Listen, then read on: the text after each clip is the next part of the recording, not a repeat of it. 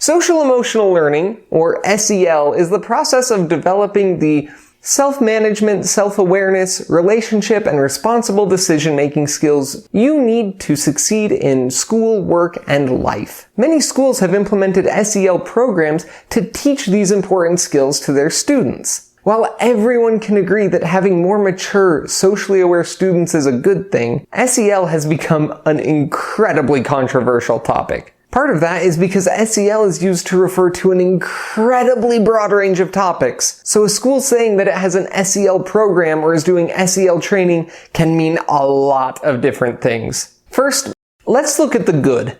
SEL legitimately can help children develop the skills they need to succeed in school and in life. Children who are good at managing their emotions, resolving conflicts, and working with others are much more likely to be successful in school and in their careers. Second, SEL can help prevent problems like bullying, violence, and substance abuse. Children who are taught SEL are more likely to have positive relationships with their peers and to make healthy choices. And third, SEL can help promote good mental health. Children who are good at managing their emotions are less likely to experience depression, anxiety, and other mental health issues, which are drastically increasing. And there is a growing body of research that shows the benefits of SEL. These studies show that it can improve academic achievement and reduce behavioral problems. But the criticisms of SEL are just as valid as the benefits. There are 4 major areas of controversy. The first and probably biggest, most divisive complaint is that SEL is ideological.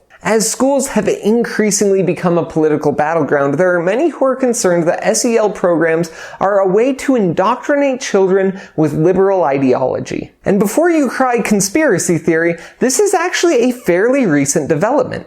Before 2020, most SEL programs were broadly bipartisan and tried to focus on universal skills that benefited everyone. But in 2020, the Collaborative for Academic, Social, and Emotional Learning, or CASEL, the largest contributor to the SEL industry, introduced transformative SEL. In transformative SEL, instead of focusing primarily on skills like social awareness and self-management, a whole new set of ideas were introduced. For example, ideas like self-awareness and emotional regulation became tied to ideas of intersectionality and identity, which are much more ideologically loaded concepts. This injection of politically charged language and concepts pushed conservative parents, teachers, and school districts away from the idea of SEL entirely, and have made SEL something of a curse word in red state schools. The second complaint is that SEL is invasive. Many SEL programs have surveys or other forms that ask fairly invasive questions about family, beliefs, and sexuality.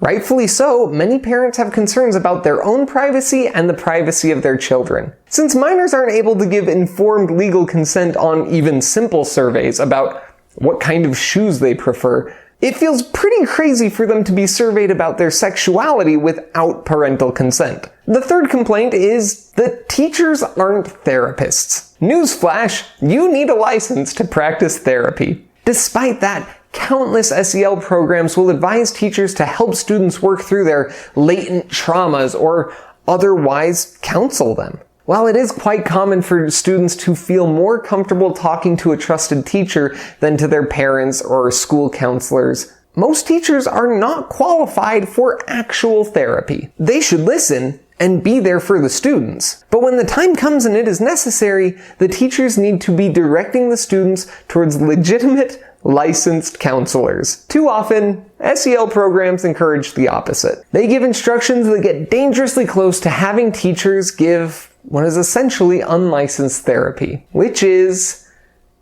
bad. And last, there is the belief that SEL is important, but it should be happening at home, not at schools. This is likely the weakest of the 4 concerns because it reflects an ideal rather than reality. Yes, social emotional learning should absolutely be happening in the home, but unfortunately, not every student has the privilege of having a home life that will give them those skills. In a perfect world, would it be the school system that teaches them how to be a decent human? No. But is it often the only place that will?